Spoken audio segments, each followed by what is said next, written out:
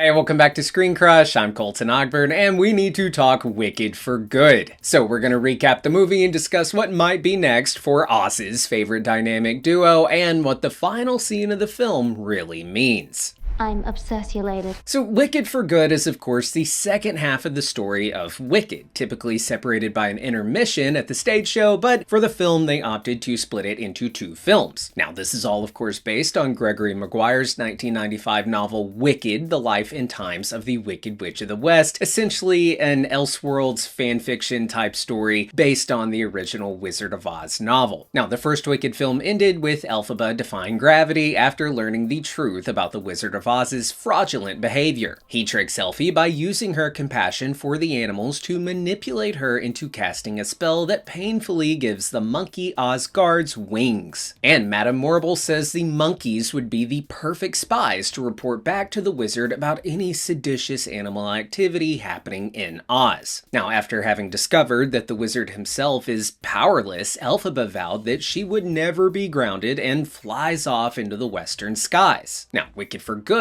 picks up 5 years after Madame Morrible brands Elphaba as the evil and dangerous Wicked Witch of the West. In that time, Morrible has seemingly gained control of the press and news outlets, plastering Elphaba's wanted poster all around the city calling for her capture. So we kick off with Elphaba swooping in to liberate a group of animals being forced to work along the nearly completed yellow brick road, which sends these officers into a panic. Especially this guy who runs all the way from the worksite back to the Emerald City like he's Paul Revere. Meanwhile, Glinda has lived up to her popularity from her college days to become a public figure for the people of Oz, whose main goal is to raise people's spirits in these dark green times. While Elphaba has been practicing magic with the the Grimmery, Glinda has become the spokesperson of the Wizard's administration, announcing the completion of the Yellow Brick Road and even surprising Fiyero with their engagement, all without questioning a thing.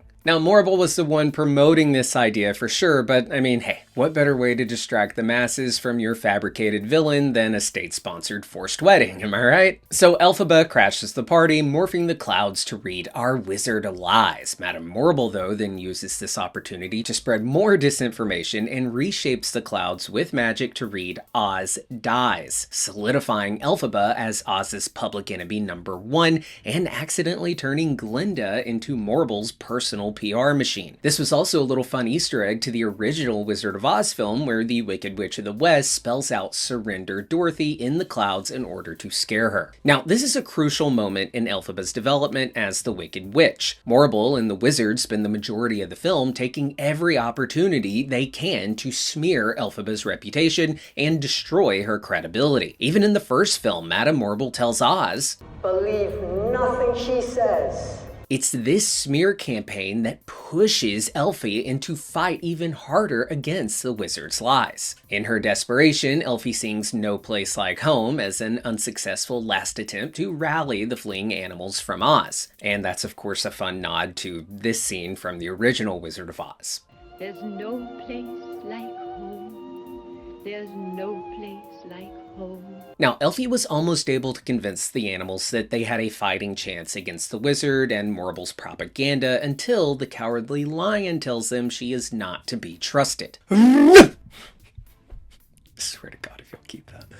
So the animals, they leave Elphie alone once more as they rush to escape their oppressive government. Now, it's this mistrust that becomes Elphaba's greatest downfall. Morrible's most powerful weapon against Elphaba and the animals was never magic or flying monkeys or even the Gale Force troops. It was fear. Morrible's control of the press is what gave her so much power and control over Oz. Morrible could print and spin whatever lies she wanted, and the people would believe her because of her reputation. Elphaba would never succeed in convincing anyone of her truth because of the disinformation constantly being churned out by the wizard. Elphie is cemented as the Wicked Witch in the eyes of the people, most especially after the creation of the Tin Man and the death of her sister. So Bach tells Nessa that he'd like to leave in order to confess to Glinda how he has always felt about her. Now, Nessa does not take this lightly and spitefully reads from the Grimmery to put a spell on Bach's heart. Nessa's mispronunciation of the spell almost kills Bach, forcing Elphaba to save him by unfortunately turning turning him into the Tin Man. Bach regains consciousness and goes to attack Nessa, but she pins the blame on her sister in order to save her own life, saying that Elphaba turned him into this metal maniac. Bach believes her and goes off to turn the rest of Oz against Elphaba. Now, after realizing that she is not that girl, Glinda's wedding is ruined, and Fiyero runs off with Elphie. Glinda then tells Morrible and the wizard to use Elphie's sister, Nessa, as bait to lure her out into the open and capture her. We then see Madame Morrible conjure the classic cyclone tornado that brings Dorothy to the land of Oz, which subsequently drops a house on Nessa, killing her mercilessly, just like in the book and the movie. Now, Elphaba gets a vision of this tornado being conjured and rushes to save her sister from the danger. When she arrives, she discovers that Glinda has already given Nessa's slippers to Dorothy without permission and sent her off to see the wizard. Goodbye, Dorothy. Bye, Dodo. It's just that one road the whole time. Remember, Elphaba just enchanted these slippers to allow Nessa to float. And these slippers glow red, which is a callback to Dorothy's ruby slippers from The Wizard of Oz, which she also got from the dead witch that had a house dropped on her. Now, when Elphaba and Glinda duel, we get this hilarious moment between them. The pair are then intercepted by the Gale Force, who start hauling Elphie away until Fiyero shows up, pointing his weapon at Glinda until the Gale Force soldiers set Elphaba free. Fiyero is then taken into custody and commands the flying monkeys to protect her as Elphie retreats. Back in the castle, Elphaba sings No Good Deed, declaring that let all wrongs be agreed. I'm wicked through and through. This song is also what turns Fiyero into straw to spare him the pain and torture the Gale Force troops would unleash on him to uncover Elphaba's hiding place. And it's in this song that Elphie realizes nothing she does will ever be enough to convince Oz of her goodness. Elphaba has accepted that there is no changing the minds of the Ozians because, as the wizard puts it, the best way to bring folks together is to give them a real good enemy. So we cut back to Glinda as she watches Bach turn the angry mob into an army of witch hunters who are set out to kill Elphaba. Glinda's rose-colored bubble then pops as she realizes that she has misused her influence to further ostracize Elphie in the eyes of the people. Did you guys like that? Ostracize? Oh, brother, this guy stinks! Anyway, Glinda has realized that she is complicit in this discrimination that Elphaba now faces. So, Bach gives Glinda this intense, angry stare, and Glinda rushes over to warn Elphaba of the incoming mob. Now, when Glinda arrives at Kiemiko, Elphaba has already decided that she is not going to fight for Oz anymore and plans to surrender herself to the mob when they arrive. Elphaba fills a bucket with water and hands the grimoire to Glinda for self-keeping, signaling her impending doom. Dorothy is then carried into the castle's dungeon by the flying monkeys as Elphie snaps at her to take off the slippers. Elphaba and Glinda have a very touching moment while singing For Good, all while Dorothy is locked up in the basement, probably confused as hell as to why they're singing right above her. Now, at this moment, the witch hunters arrive and Elphaba makes Glinda promise that she will stop trying to clear Elphie's name. This is in order to preserve Glinda's reputation in the eyes of the people. Elphie then hides Glinda in a closet to make sure no one knows that she was ever there, and Glinda is forced to watch as Dorothy throws the bucket of water on Elphaba, seemingly melting her, like in the movie, but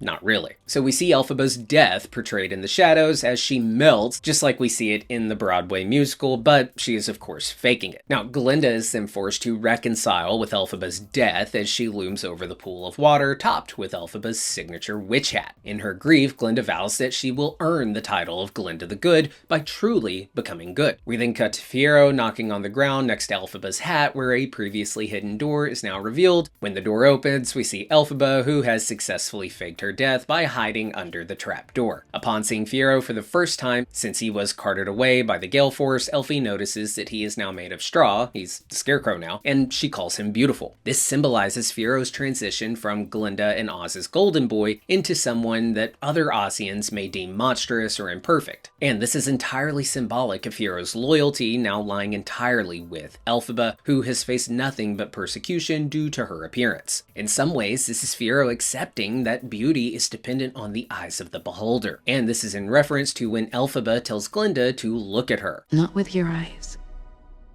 but theirs. So as the pair go to leave, Elphaba makes the decision to leave behind her black hat as a symbol of her passing. Plus, if the hat suddenly were to go missing, that would raise some suspicion that Elphaba was still alive, and that could put her safety back in jeopardy. So at the scene of Elphaba's death, next to Elfie's black hat, there is also a green bottle, which was all that Elphaba had left of her mother. This leads us to the huge reveal that the wizard is actually Elphaba's biological father. Have another drink, my dark-eyed beauty. Remember, earlier in the film, when the wizard was locked up, he offered Glinda a swig of his green bottle. So when Glinda presents Elphaba's bottle to him, which she took from the tower as a keepsake, he instantly recognizes it as one of his own, and Glinda tells him that it belonged to Elphaba's mother, and he then understands what's been true all along, that he is the father of the Wicked Witch. This explains why Elphaba's magic is so much stronger than anyone else's, because she is a child of both an Ozian and a human. So since Glinda presumes Elfie is dead, she is never able to tell Elphaba the truth about her parentage. Glinda now has to live out the rest of her life knowing that the wizard was the one who had an affair with Elphaba's mother. In hindsight, this makes Elphaba's journey all the much more ironic, because she spent her life trying to meet the wizard only to find out that he was a fraud. However, his deception is also the reason for Elphaba's green skin and her innately powerful magic. Glinda uses this knowledge to then blackmail the wizard to flee from Oz, because if the Ozians knew that the Wicked Witch was his daughter, that would implicate him as also being wicked. So after his exile, after he leaves, Glinda takes over for the wizard as leader of Oz and threatens Madame Morrible by telling her exactly what Morrible told Glinda when she was enrolling in her magic seminar. I hope he proved me wrong. We then catch up to where we started at the beginning of Wicked Part 1, with Glinda explaining to the people of Oz that she and Elphaba were once friends. This time, however, we see the Ozian people joined by the animals as rightful, equal citizens of Oz, finally fulfilling Elphaba's dream of saving the animals and restoring balance throughout the land. Glinda stares out to the wizard's old tower, smiling, proud of having accomplished that which her dead friend could not. As Elphaba and Fiyero, now as a straw man, the scarecrow, move beyond Oz and make their way through the rainbow sands of the deadly desert, we see Glinda gasp in surprise as the grimoire opens and flips to reveal a new spell. The spell is a callback to an earlier lyric that Elphaba sings to her. The page the grimoire opens up to is the same spell that appears on the inside of an exclusive wicked popcorn bucket. This spell translates to being one for easing and soothing pain and fear, which would be most helpful to Glinda as she eases herself into a new role of leadership and continues to earn her good title. This brings Glinda's character full circle, as she has never been able to produce any real magic until this point. Earlier in the film, we see a flashback to young Glinda as she was practicing her magic in front of her schoolmates. A rainbow appears at the same time Glinda casts a spell, creating the illusion that Glinda created the rainbow when she did not. So until this point, Glinda was similar to the wizard because she also used coincidence and technology like the bubble sphere and carrying around a wand to give the impression that she was magical even though she wasn't. Now, in a deleted scene from part 1, we hear a conversation between Elphaba and Glinda back at school where Glinda tells Elfie,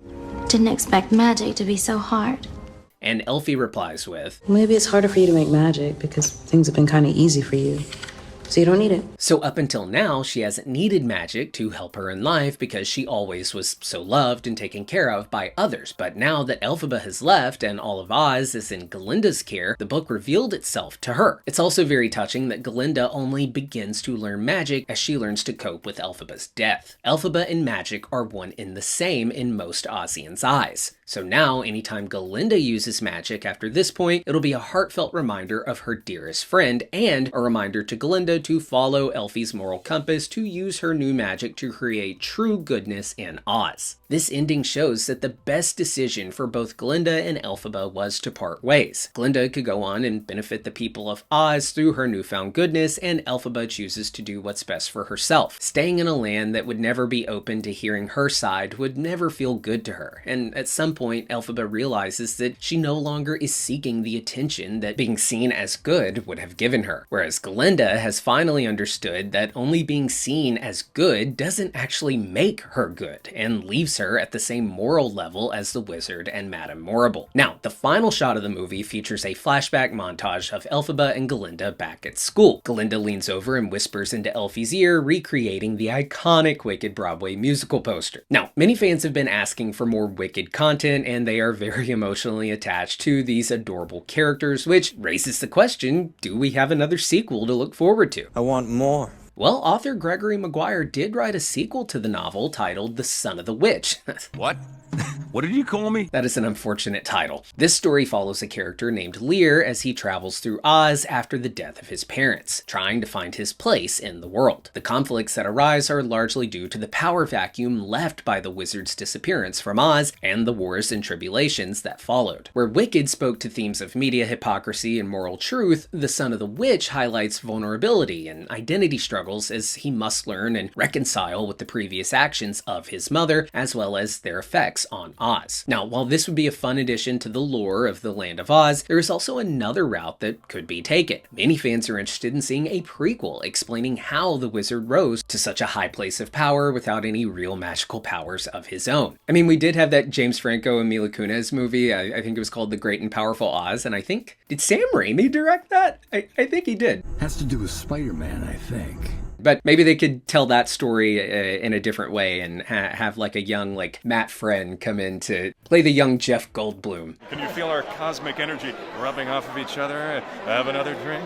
My dark-eyed beauty. So let us know in the comments, what did you think about Wicked for Good, and what would you want to see in a sequel or maybe even a prequel film? I want to thank my good friend Elias so much for writing this video. You did a great job, my friend, and if you guys are new here, be sure to subscribe, hit the bell so you get notified every time we upload a new video. For ScreenCrush, I'm Colton Ogburn.